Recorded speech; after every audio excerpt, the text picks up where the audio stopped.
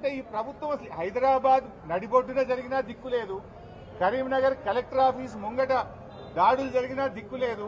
నిన్న ఖమ్మంలో కూడా సెల్ ఫోన్ దుకాణంలో ముసుగులేసుకొని వచ్చిన అంతర్రాష్ట్ర దొంగలు దుకాణం మీద లూటీ చేసి సెల్ ఫోన్లను ఎత్తుకపోతే ఇవాళ వరకు పట్టుకున్న పరిస్థితి లేదు. అంటే మొత్తంగా ఈ రాష్ట్రంలో పోలీసులు చేయాల్సిన పని చేస్తలేరు. కొంతమంది పోలీసులు పీఆర్ స్టంట్స్ చేస్తున్నారు, అసలు పని ఇడిచిపెట్టిండ్రు, పీఆర్ స్టంట్లు చేస్తున్నారు. ఎక్కువ సోషల్ మీడియా వైరల్ కోసం కొంతమంది పోలీసు అధికారులు పనిచేస్తున్నారు. కేసుల్లో రికవరీ లేదు. ఇలా అడిషనల్ డీజీపీ భార్యని హైదరాబాద్ లో జూబ్లీ హిల్స్ లో చంపి పారిపోయి నెల రోజులైనా ఇంతవరకు దొంగల్ని పట్టుకునే పరిస్థితి లేదు. మీరు ఏం చేస్తుంది ప్రభుత్వం అని మేము అడుగుతా ఉన్నాం. అసలు చెప్పుకుంటే అది చాలా అవమానకరం. ఏంటంటే సైబర్ సెక్యూరిటీ వింగ్ ఉంటుంది. సైబర్ సెక్యూరిటీ వింగ్ పౌరులకు సైబర్ కష్టాలు వస్తే, సైబర్ నేరాలు జరిగితే పౌరులను కాపాడాల్సిన సైబర్ సెక్యూరిటీకే రక్షణ లేదు. ఇవాళ సైబర్ సెక్యూరిటీ వింగ్ యొక్క X account, cyber security wing యొక్క వెబ్సైటే హ్యాక్ అయిపోయింది. ప్రజలను కాపాడండి అంటే మీ వెబ్సైటే హ్యాక్ అయింది, మీ ఎక్స్ అకౌంటే హ్యాక్ అయింది, ఇంతవరకు అది రికవరీ కూడా కాలేదు. అంటే ఈ ప్రభుత్వ పనితీరు ఎట్లా ఉందో ఈరోజు అర్థమైతా ఉంది. ముఖ్యంగా ఈ పేషెంట్కి సంబంధించి ఇది నాకు ఇంకా బాధ కలిగిన అంశం. వాళ్ళు పాపం చాలా పేద కుటుంబం, రెక్కాడితే డొక్కాడని వాళ్ళు ఇళ్లలో పనిచేసుకొని బతుకుతారు. వాళ్ళు ఇస్త్రీ చేసుకొని వాచ్మెన్ గా బతికే కుటుంబం. ఇవాళ ఆ కుటుంబానికి ఇంత ఘోరం జరిగితే ప్రభుత్వం ఎంత నిర్లక్ష్యంగా ఉందంటే నిమ్స్ హాస్పిటల్లో చేర్చితే మందులు బయట కొనుకొచ్చుకోపోతున్నారు. ఆ కుటుంబం ఫస్ట్ ఖమ్మం ప్రభుత్వ ఆసుపత్రికి పోతే కేసు సీరియస్ ఉందని ఖమ్మం ప్రభుత్వ ఆసుపత్రి కేసు పట్టుకోలేదు, మీరు ప్రైవేట్లకు పోండి అన్నారు. ప్రైవేట్ లో ఖమ్మంలో 2 ఆసుపత్రులు తిరిగిండ్రు. ఒకడ 40,000 ఖర్చు అయింది, ఇంకొకడ 30-40,000 ఖర్చు అయింది. మళ్లీ సీరియస్ అయితే విషయం అంతా బయటకు వస్తే నిమ్స్ ఆసుపత్రికి తీసుకొచ్చిండ్రు. ఈ నిమ్స్ ఆసుపత్రిలో మరి ఆ జిల్లాలో ఒక ఉప ముఖ్యమంత్రి ఉంటాడు, 2 మంత్రులు ఉంటారు. వాళ్ళ కుటుంబమేమో పొంగులేటి గారి నియోజకవర్గం కుటుంబం, వాళ్ళు ఉండేది. వాళ్ళ ఓటర్లేమో పొంగులేటి గారి నియోజకవర్గం. సంఘటన జరిగిందేమో తుమ్మల గారి నియోజకవర్గం. కానీ మంత్రుల పట్టింపు ఎట్లున్నదంటే, పేదల పట్ల ఈ ప్రభుత్వం బాధ్యత ఎట్లున్నదంటే, ఇగో ఈ మందులు బయట కొనుక్కొచ్చుకోమని రాసింది. ఒక మందులేమో బాలాజీ మెడికల్ స్టోర్ బయట, నిమ్స్ లో డాక్టర్లు బయట కొనుక్కొచ్చుకోమంటే బాలాజీ మెడికల్ స్టోర్ లో మందులు కొనుక్కొస్తే ఇది 3,900 రూపాయల బిల్లు. ఇంకొక బిల్లు బాలాజీ మెడికల్ స్టోర్ లో 2,350 రూపాయల బిల్లు. ఇంకొక బిల్లు ఇది 730 రూపాయల బిల్లు. అంటే ఈ ప్రభుత్వము ఆ చిన్న పాపకు వైద్యం ఇప్పియలేని ప్రభుత్వమా?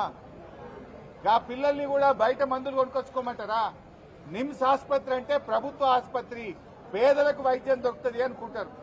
కానీ ఇలా ఈ 3 బిల్లులు కనీసం ఇంత సంఘటన జరిగి విషయమంతా బయటకు వస్తే జిల్లా కలెక్టర్కో, శిశు సంక్షేమ శాఖకో, దాని మంత్రి గారికో, ఈ ముఖ్యమంత్రికో, జిల్లా మంత్రులకో కనీస బాధ్యత లేకుండా ఈ ప్రభుత్వం వ్యవహరిస్తుందనడానికి ఆ పేషెంట్ బయట బిల్లులు పెట్టి తెచ్చుకున్న పరిస్థితి, బయట డబ్బులు పెట్టి మందులు కొనుక్కున్నటువంటి పరిస్థితి. అంటే ఈ ప్రభుత్వం వైద్యం కూడా చేతనైతే లేదు. మేము వస్తే మాత్రం 100 మంది పోలీసు వాళ్ళు వచ్చి వీడికి, కానీ ఇక పేషెంట్కు మందులు కొనిచ్చి ఇంత వైద్యం ఇప్పించే తెలివి లేదు. కానీ ప్రతిపక్షం వాళ్ళు వస్తే మేము మాకంటే ముందు, పావు గంట ముందు మంత్రి గారు వచ్చిపోయినారు, మేము రాగానే 100 మంది పోలీసు వాళ్ళు వచ్చిండ్రు. ఈ పోలీసు వాళ్ళు వచ్చుడు కాదు, చేతనైతే ఆ పాపకు మంచి వైద్యం ఇవ్వండి, ఈ మందులు కొనుక్కొచ్చుకోమని ఏంది బయట. ఆ తల్లి ఏడుస్తుంది, మేము పేదోళ్ళం సార్, పైసలు లేవు సార్, ఎవరో కొంతమంది దాతలు మాకు ఫోన్లో వేస్తామని పైసలు, ఫోన్ పేలో పైసలు వేస్తుంటే దాతలు ఆ పైసలతో మేము ఈ మందులు కొనుక్కొచ్చుకున్నామన్నారు. దాతలు అంటే ఆ విషయం తెలిసి గుండె ద్రవించి బాధపడి ఎక్కడెక్కడి నుంచో వాళ్ళ కులమోళ్ళు ఫోన్ పే చేస్తే గా పైసలతో మందులు కొనుక్కొచ్చుకునే పరిస్థితి. అంటే మందులు ఇప్పియడం కూడా ఈ ప్రభుత్వానికి చేత కాదా? ఈ రాష్ట్రంలో మరి స్త్రీ శిశు సంక్షేమ మంత్రి ఏం చేస్తున్నట్టు, వైద్య ఆరోగ్య మంత్రి ఏం చేస్తున్నట్టు, ఆ జిల్లా 3 మంత్రులు ఏం చేస్తున్నట్టు, ముఖ్యమంత్రి ఏం చేస్తున్నట్టు?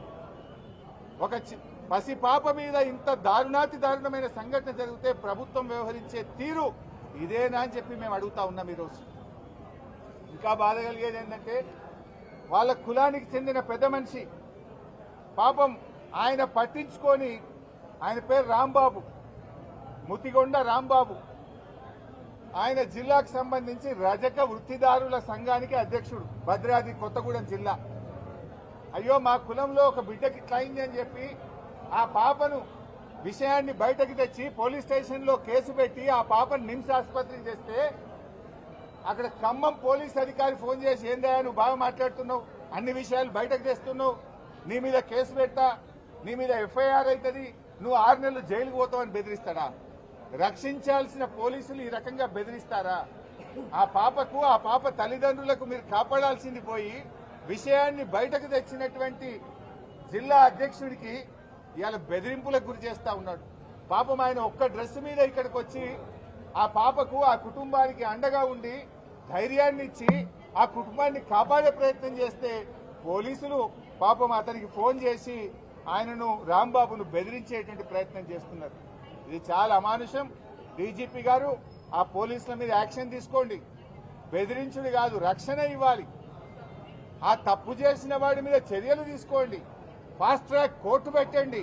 కానీ విషయాన్ని బయటకు తెచ్చిన వాళ్ళను నీ మీద కేసు పెట్టాం, నిన్ను లోపలేస్తామంటే ఇదేమి యాక్టు, ఇదేం పోలీసులు, ఇదేం చట్టం? ఈ రాష్ట్రంలో ఏం జరుగుతూ ఉందని మేము ప్రశ్నిస్తా ఉన్నాం.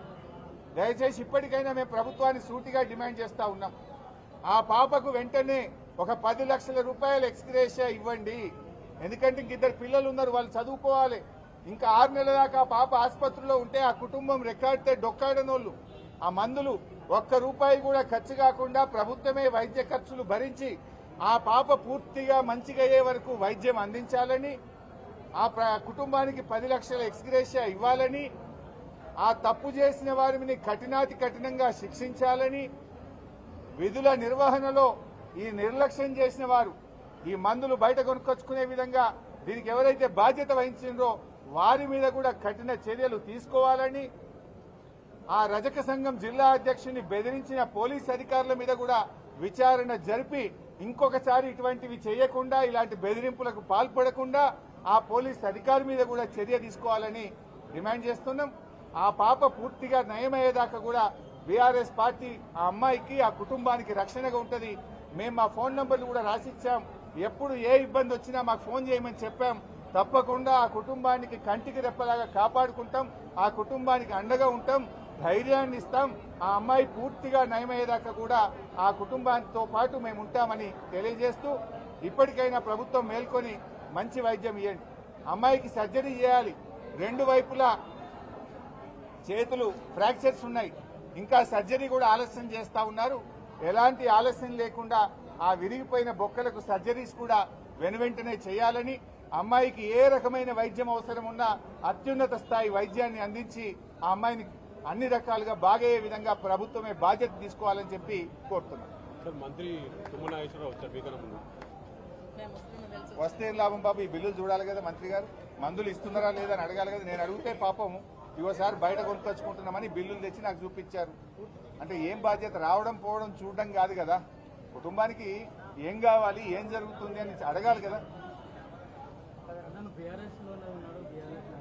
ఎవరైనా సరే తప్పు చేసిన వాడిని శిక్షించాల్సిందే, హూ ఎవర్ ఇట్ ఈస్.